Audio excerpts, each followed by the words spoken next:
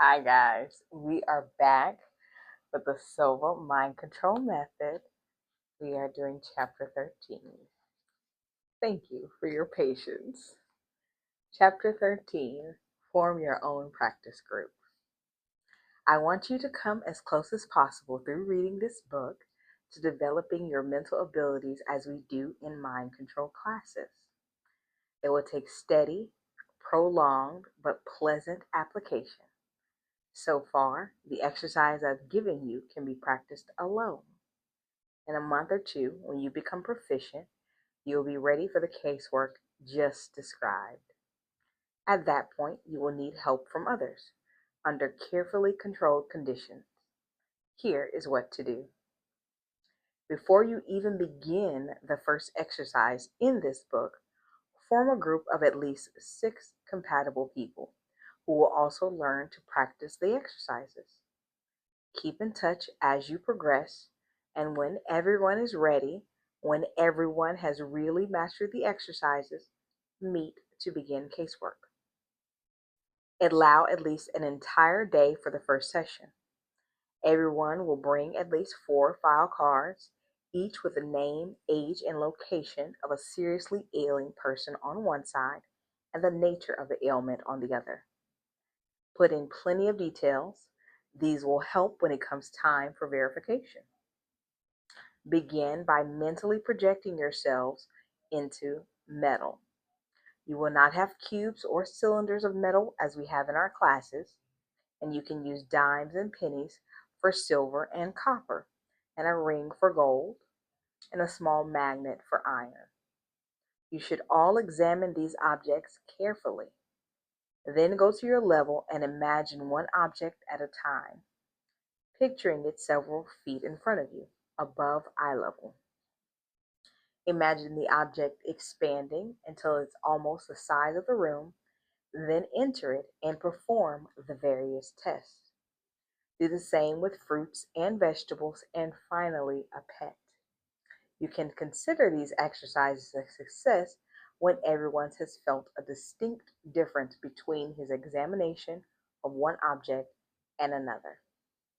It is not necessary that results of each test be clear and detailed, only that the total experience of each object be distinct from the experience of other objects. Your impressions may turn out to be entirely different from someone else's. No matter. The important thing is that you find that becomes your reference points. I have not yet developed a way through the printed page of helping you evoke counselors. If you are able to do this on your own, fine, but you can proceed perfectly well without them, though your progress might be slower. For casework, pair off exactly as we do in mind control classes. In Chapter 12, you will find the words the orientologist speaks to the psychic as he presents the case. These are exactly the ones we use in class, and I suggest your group use them too. I mentioned that you should do this under carefully controlled conditions. This is what I mean. 1. Select a quiet place where you are unlikely to be interrupted or disturbed. 2. Be sure that every member of the group has practiced all the exercises in this book in proper order and has been successful with them. 3. Agree beforehand that there will be no ego trips. Someone in the group will probably succeed more spectacularly than the rest at first. This does not mean that he is the best or in any sense superior. He has simply succeeded first. Some may not begin to operate psychically until the 5th or 6th meeting, but the slowest often turn out to be the best psychics. 4. If you know a mind control graduate, ask him to join you. If he has kept up with his mind control, he will be of an immense help. If he has let it slip, a brief refresher with a book or another go round with a mind control class, he can do this free of charge, will bring him back. When you are the psychic, set your doubts aside and dive right in. This is number 5. Sorry about that. Listen to your hunches. Guess, but above all, do not try to reason out your findings. Do not say, oh, that can't be, and wait for another impression. What occurs to you on the first thought is more often correct than what occurs on the second thought. Keep talking. Scan the body from top to bottom and describe what you see. 6. When you are the orientalogist, do not hint. You want your psychic to succeed, but it will not help if you say, go back now to the chest. Sure nothing is wrong there? Do not tell the psychic he is wrong. In the early stages, when there may be the greatest number of misses, what often happens is that the psychic picks up other cases rather than the one he is working on. The error is relatively minor and can be corrected with a little practice. Discouraging words from a psycho-orientalogist can bring progress to a halt. Simply say, I have no information on that. 7. Be patient. If more than 500,000 people like you have succeeded, surely you will too. It may take you longer, working alone and with an informal group, but why rush? 8. Once everyone becomes routinely successful with casework, keep your group together. You will become better and better at it until one day soon you will be able to work cases alone, becoming more sensitive to the subtle messages of everyday life rather than only to the more powerful ones of serious illnesses. 9. Do not use anyone who is present as a case. There is a legal distinction between doing this and working on someone who is at a distance. In the first instance, it is a diagnosis, which must be left to licensed physicians and healthcare takers. In the second instance, it is a psychic detection, which is perfectly all right with the law. 10. When you discover an abnormality in a case you are working, do not rush to give him the news. This is his physician's job. Yours is to develop your psychic ability so that you can help him and others psychically and legally.